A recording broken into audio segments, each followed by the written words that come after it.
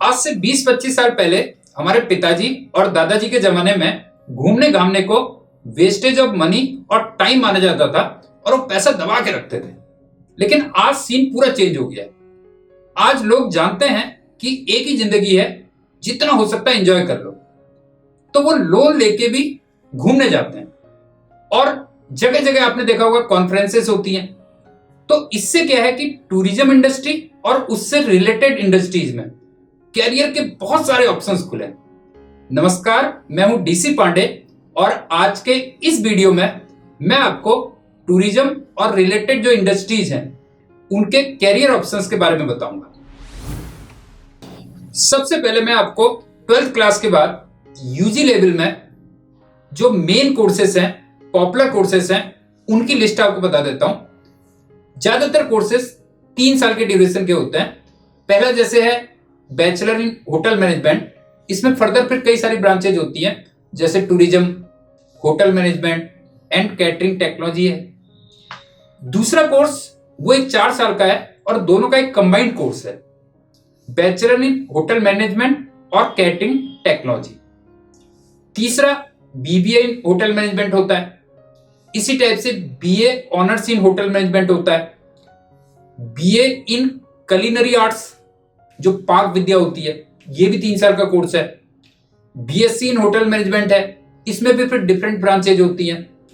और एक 3 साल का कोर्स और भी होता है, bachelor in catering technology and culinary arts. तो ये मेन कोर्सेस हैं जो नॉर्मली बच्चे 12th क्लास के बाद यूजी लेवल में ऑप्ट करते हैं।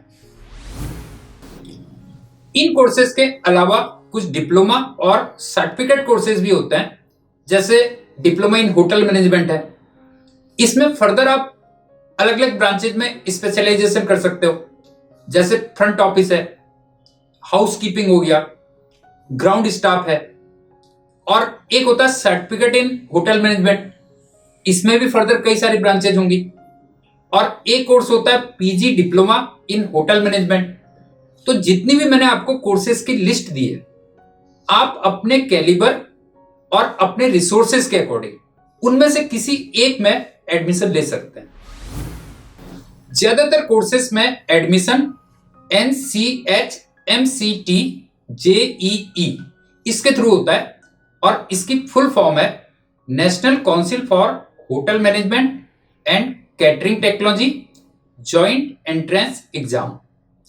इसको national testing agency NTA computer based test CBT के थ्रू कंडक्ट करवाती है।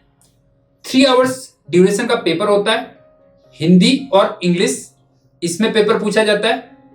टोटल क्वेश्चंस 200 होते हैं और करेक्ट आंसर के लिए आपको 4 मार्क्स अवार्ड किए जाते हैं और रॉन्ग आंसर के लिए 1 मार्क डिडक्ट किया जाता है। पेपर में 30 questions numerical ability and analytical aptitude के पूछे जाते हैं। 30 क्वेश्चंस रीजनिंग और लॉजिकल बेस्ड होते हैं। 30 क्वेश्चंस जीके और करंट अफेयर्स पे बेस्ड होते हैं। 60 क्वेश्चंस इंग्लिश लैंग्वेज पे आते हैं और 50 questions aptitude for service sector इस पे बेस्ड होते हैं। तो ये टोटल 200 क्वेश्चंस हो जाते हैं। 12th में आपके पास कोई भी स्ट्रीम हो, आप इन कोर्सेज में अप्लाई कर सकते हो, प्रोवाइडेड कि आपके पास इंग्लिश एक मेन सब्जेक्ट हो। और 1 जुलाई को जनरल और ओबीसी की मैक्सिमम एज लिमिट 25 ईयर्स है और SC और ST की 28 ईयर्स है। अब कुछ बुक्स की बातें कर लेते हैं। Numerical ability and analytical aptitude, इसमें RS अग्रवाल सर की बुक आती है। रीजनिंग में भी सर की ही बुक आती है।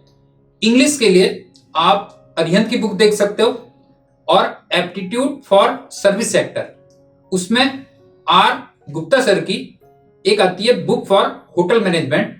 और जनरल स्टडीज के लिए आपको रेगुलर पेपर के टच में रहना चाहिए। सो ये कुछ सोर्सेस हैं जिनको आप कंसल्ट कर सकते हो।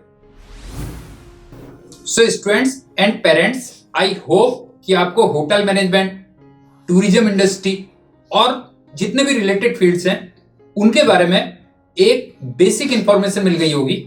बाकी डिटेल्ड इंफॉर्मेशन मैं आपको अपने नेक्स्ट वीडियोज में अवेलेबल करवाऊंगा। सो तब तक के लिए thank you and good day.